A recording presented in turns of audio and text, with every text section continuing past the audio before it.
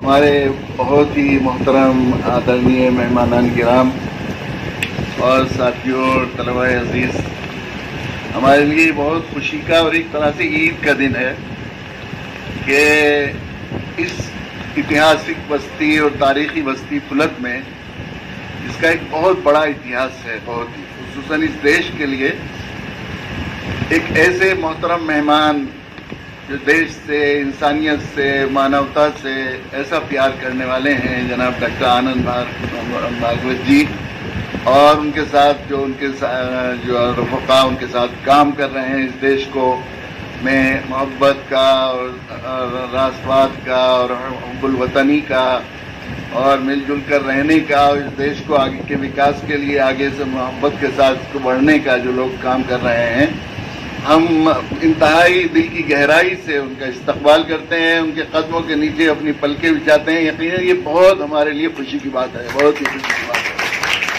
یہ بستی جس کا نام پھلت ہے، اصل میں یہ بہت ہی ڈاکٹر صاحب اور ان کے رفقا کی معلومات کے لیے بتانا چاہتا ہوں کہ ایسی بستی میں آپ کا سواگت اور آپ کا آنا یقیناً بہت ہی مبارک ہے۔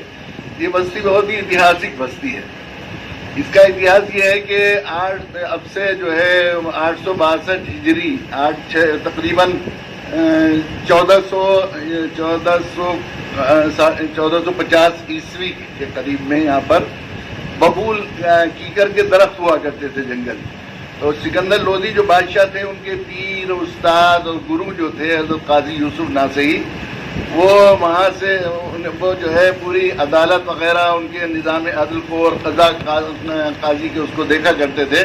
کسی بات پر ناراض ہو گئے، ان کا دل نہیں لگتا تھا، صوفی آدمی تھے تو وہاں بادشاہت میں دل نہیں لگتا تھا، چھوڑنا چاہ رہے تھے، تو وہ یہاں آ گئے۔ یہاں آئے تو انہوں نے محسوس کیا انترآتما سے کہ یہاں سے ہمیں ودیا کی علم کی خوشبو آ رہی ہے، اور پھر ایک کیکر کے درخت کے نیچے انہوں نے جو ہے 2 رکعت نماز بھی پڑھی مالک کے سامنے اور دعا مانگی کہ مالک یہاں سے ہمیشہ کے لیے، قیامت تک کے لیے، جب تک یہ سنسار رہے اس وقت تک یہاں سے ودیا کا اور علم کے چشموں کو جاری فرما دی۔ پھر ایک جھوپڑی ڈالی گئی۔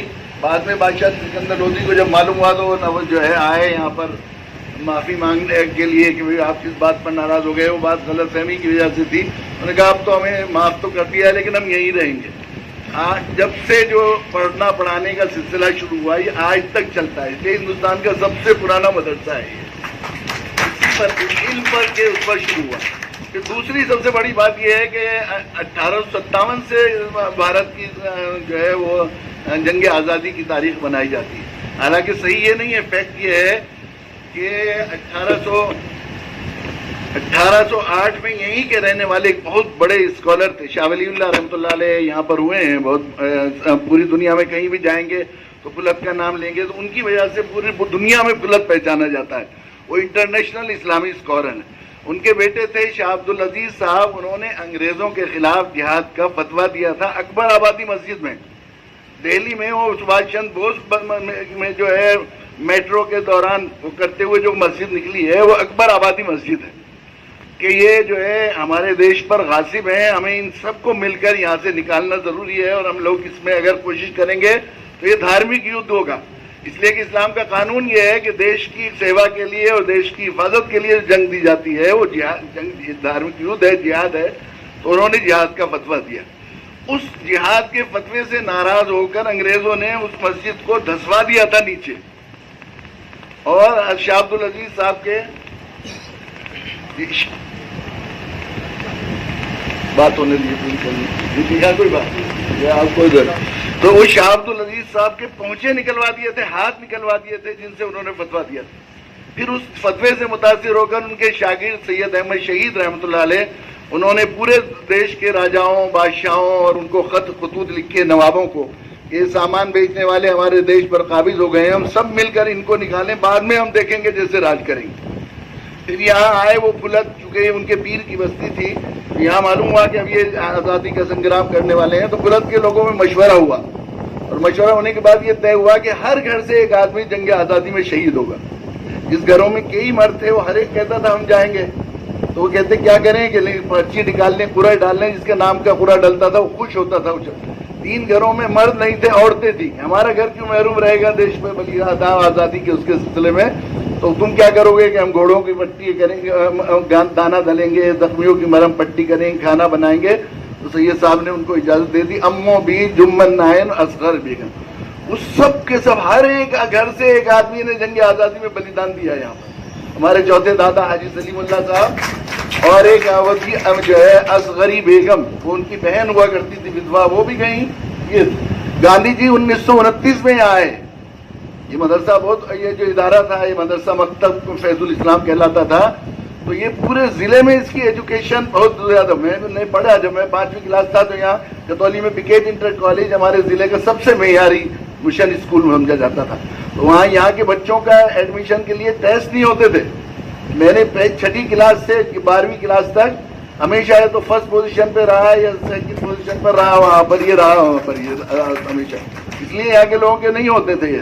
تو 1929 میں گاندھی جی آئے یہاں پر، مٹی کو ماتھے پر لگایا اور کہا کہ میں اس گاؤں کی مٹی کو سلام کرتا ہوں کہ جس نے دیش کی آزادی کو، دیش کو آزادی کی راہ دکھائی.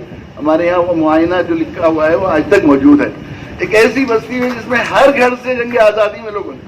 لیکن افسوس کی بات یہ ہے، مجھے ڈاکٹر صاحب سے بعد میں کہنے کی بات تھی لیکن میں سوچ رہا ہوں کہ پھر دوبارہ مجھے نہ کہنا پڑے، وہ یہ ہے کہ دیکھیے غلامی کی بڑی، ہندوستان میں آئے انگریز تو انہوں نے اس دیش میں، چونکہ ایسا دیش، میں دنیا کے دیشوں میں سفر کرتا ہوں، میں سمجھتا ہوں کہ اپنے جغرافیے کے اعتبار سے، اپنی آب و ہوا کے اعتبار سے، اپنی سنسکرتی اور تہذیب کے اعتبار سے جیسا خوبصورت گلدستہ ہمارا دیش ہے یہ بھارت، پوری دنیا میں کہیں نہیں ہے. ہر طرح کی چیزیں اس کے اندر موجود ہیں. اور اگر ہم مل جل کر سوچ لیں اسے کہ ہمیں بڑھانا ہے آگے، یہ جو صلاحیتیں ہماری نگیٹو اس میں ظاہر چلی جا رہی ہیں، اگر وہ اس کے وکاس میں لگ جائیں تو دنیا میں ظاہر ہے کہ سپر پاور کون بن سکتا ہے ہمارے مقابلے میں، کون بن سکتا ہے. تو انگریزوں کو یہ خیال تھا کہ ہماری مونوپولی کے لیے اگر کوئی دیش خطرہ ہو سکتا ہے تو یہ بھارت ہو سکتا ہے. اس لیے انہوں نے ڈیوائڈ اینڈ رول کی پالیسی پر یہاں پر جو ہے سیاست کی. اپنے دیشوں میں بھی سیاست کرتے ہیں لیکن کہیں کوئی پارٹی آپ کو نہیں ملے گی وہاں پر ڈیولپمنٹ وکاس کے مدوں پر ہی کرتی ہے. اب وہ انہوں نے اتہاس میں کچھ ایسی چیزیں چھوڑ بچا دی اور ایسا اس وقت جو ہے وہ سواگت ہے آپ کا استقبال. ایسا وہاں پر یہ سن 1947 میں دیش تقسیم ہو گیا. یقیناً یہ کیسا زخم تھا ہمارے لیے، کیسا زخم. اس سے پہلے بھی ہم نے بلیدان دیے، ہر گھر سے ہمارے ہندوستان میں ایک شہید ہوا، لیکن وہ آپس میں محبتیں بڑھ رہی تھی اس بلیدان سے. وہ دشمنوں سے لڑ رہے تھے، ہم اپنوں سے نہیں لڑ رہے تھے جو جا رہی تھی. ملک کی آزادی کے لیے لڑ رہے تھے. اس زمانے میں بہت قربانیاں دی ہے، بڑی جانیں بھی گئیں، مال بھی گیا، نقصان ہوا. لیکن اس سے پہلے جو کچھ ہوا وہ جو ہے وہ ہم لوگ دوسروں سے لڑ رہے تھے، آپس میں محبتیں بڑھ رہی تھی. میں گیا ہوں کالا پانی بھی، وہاں بھی میں نے وہ بندے دیکھے ہیں جن میں ایک ہندو ایک مسلمان کو ساتھ میں پھانسی دی گئی. ہانسی بھی جانا ہوا میرا. وہ قبر دیکھی ہے میں نے، جو ریولوشن، ہانسی کا ریولوشن چل رہا تھا تو جو مسلمان تھا اس کو تو چتا میں جلا دیا گیا تھا زندہ. ان کے ساتھی، 2 ساتھی تھے، ایک جو ہے جاٹ چودھری تھے، ان کو زندہ دفن کر دیا گیا تھا قبر میں. یہ بھی یہ تھا، وہ محبتیں بڑھ رہی تھی اس زمانے. لیکن تقسیم کے بعد جب یہ ملک بانٹ کر چلے گئے وہ اتنی ہوشیاری کے ساتھ، تو اس کے بعد دل بٹ گئے، سنسکرتی بٹ گئی، تہذیب بٹ گئی، فکر. چونکہ ہم لوگ غلام ملک میں رہے ہیں تو غلامی کا ایک بڑا شاپ یہ ہوتا ہے کہ فکر، ذہنیت، تھنکنگ غلام ہو جاتی ہے.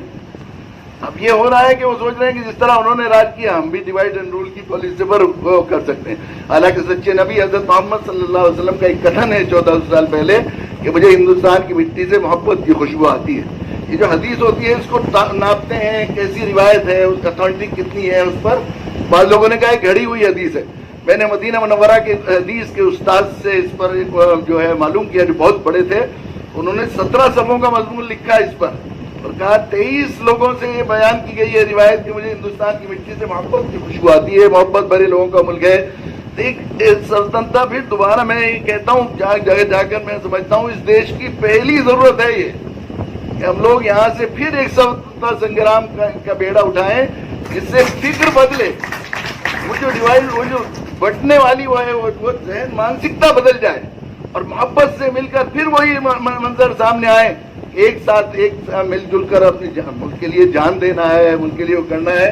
ایسے وقت میں ظاہر ہے کہ یہ 15 اگست ابھی ہمارا یہ آیا ہے، हमारे प्राइम मिनिस्टर साहब ने अभी पिछले दिनों कल परसों 14 अगस्त को ये बात कही है कि वो जख्म है, अभी तक हम ये इसको जख्म मानने को तैयार नहीं थे इस तरह बस। और उन्होंने कहा है कि भाई हम इसे तकलीफ महसूस करेंगे, जब बीमारी को बीमारी समझेंगे तो इसके इलाज की कोशिश करेंगे। यकीन खुशाइंद वक्त बात है, ऐसे वक्त में जब 75वीं हम देश की आज़ादी की मना रहे हैं, डॉक्टर साहब का यहाँ आना इस बस्ती में मैं समझता हूँ कि उनकी आवाज़ का मुल्क के कोने कोने में फैलने का इसको जरिया बनेगा।